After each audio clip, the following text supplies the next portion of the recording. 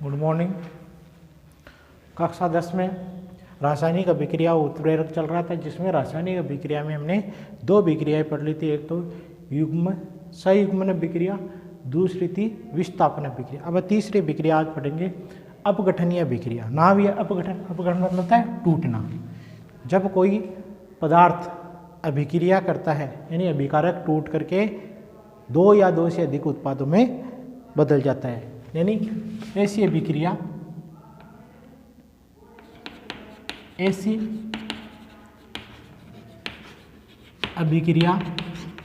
जिसमें एक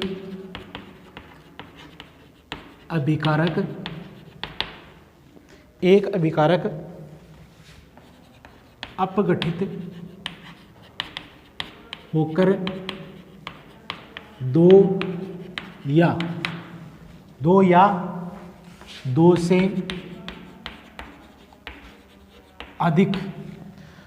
दो से अधिक उत्पाद बनाता है। उस अभिक्रिया को हम क्या कहते हैं? अपघटनीय अभिक्रिया कहते हैं। और इस अभिक्रिया में बड़े अणु टूटते हैं। बड़े अणु टूट करके क्या बनाते हैं? छोटे अणु। क्या बनाते हैं? छोटे अणु का निर्माण होता है। बड़े अणु टूट करके छोटे अणु का निर्माण होता है। जैसे AB कोई अभिकारक है और अभिक्रिया उत्पाद क्या बनाया? A और B से अलग हो जाते हैं, तो ये अपघटन अभिक्रिया है।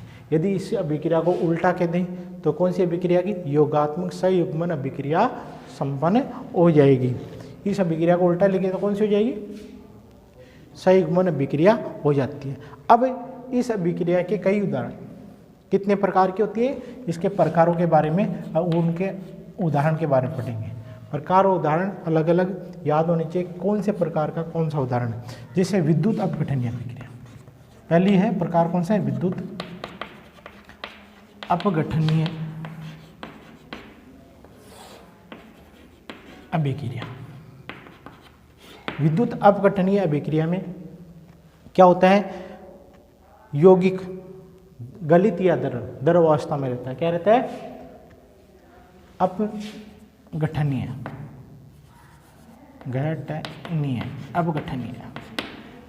अपघटनीय अभिक्रिया या विद्युत अपघटन अभिक्रिया। इसमें यौगिक होते हैं किस अवस्था में? गलित यानी द्रव अवस्था में रहते हैं। लिक्विड इसमें द्रव अवस्था, गलित यानी द्रव अवस्था के अंदर रहते हैं। और द्रव अवस्था में रखकर जब इनमें विद्युत धारा प्रवाहित की जाती है, इन यौगिकों में क्या रहती है?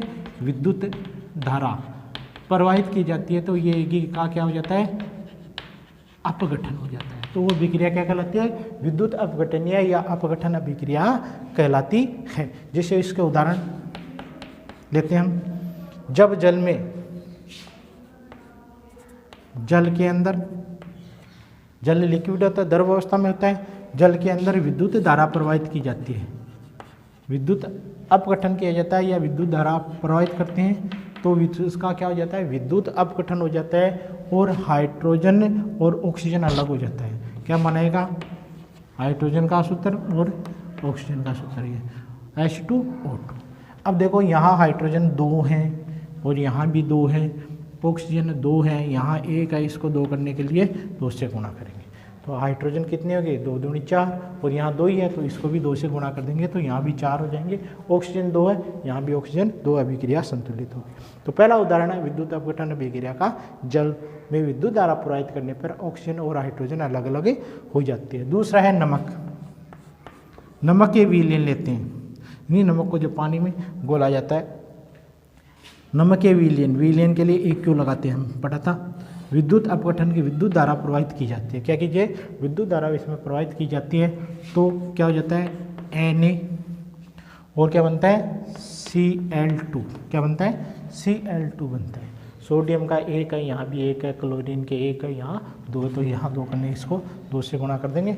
और 2 गए सोडियम तो यहाँ भी 2 हो जाएंगे, तो 2 सोडियम के, 2 सोडियम के, क्लोरीन के, 1 गुणा 2 2, यहाँ भी 2।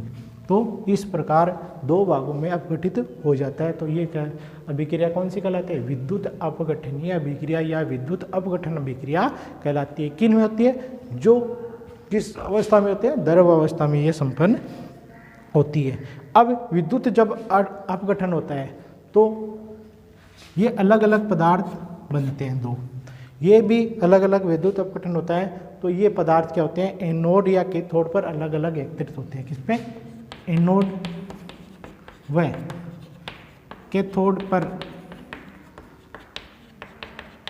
अलग अलग प्राप्त होते हैं। क्या होते हैं? अलग अलग हमें प्राप्त होंगे, अलग अलग क्या होंगे? प्राप्त होंगे। और इस प्रकार विद्युत अपघटन का हमें होता है। दूसरी विद्युत अपघटनीय अभिक्रिया का उदाहरण पढ़ते हैं। उष्मीय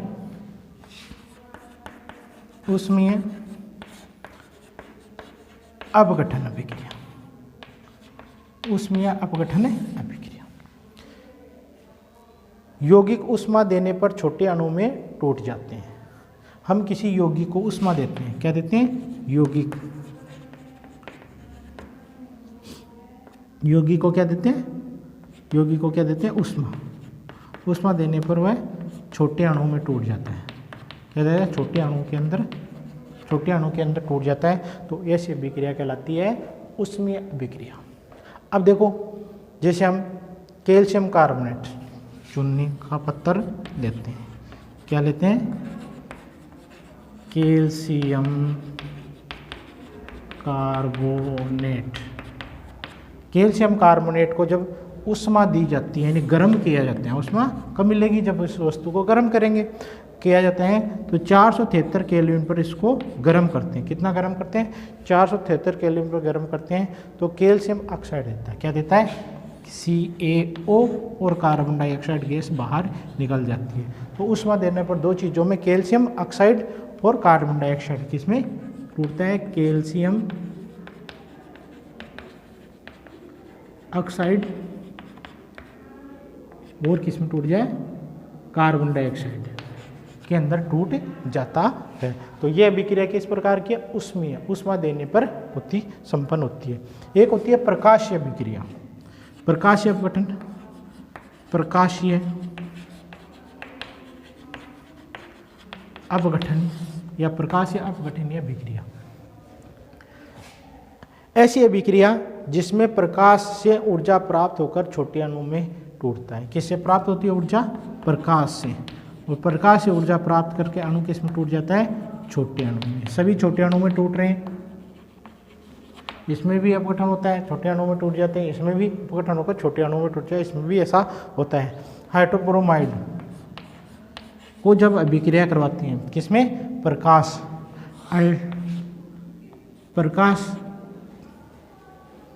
में जब इसको अभिक्रिया कराई जाती है तो ये कहते हैं हाइड्रोजन ब्रोमाइड के अंदर टूट जाता है और दो भागों में टूट जाता है प्रकाश के कारण। तो इस प्रकार की अभिक्रिया कहलाती है। हाइड्रोजन के दो हैं, यहाँ भी दो कर दूँ तो ब्रोमाइड भी दो हो जाएंगे इस प्रकार। तो इस प्रकार ये कौन सी अभिक्रिया? अपघटनीय अभिक्रिया इस प्रकार संपन्न होती है। Thank you. आगे पढ़ेंगे मंद व तीव्र अभिक्रिया। Thank you.